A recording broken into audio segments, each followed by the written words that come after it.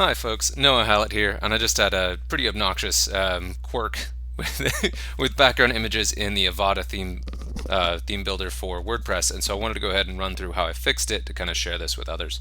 So this is what to do if your container edit options are missing this option. So this option here should be an option to set interior content width, and that is how you would get a background photo to appear all the way across a site. And this is missing if your page template is set to site width, which you can change. Let me show you where you change that just on the page itself.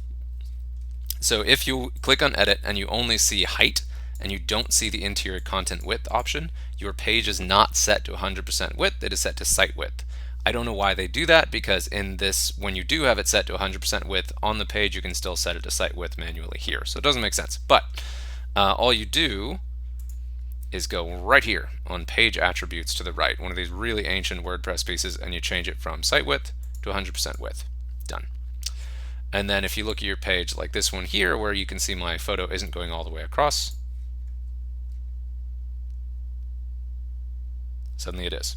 Perfect. Easy fix, took no time at all. Now I have to clean up this mess of a page. Hopefully that was helpful. You can also avoid that issue if before you create all of your new pages, under Avada and then layouts,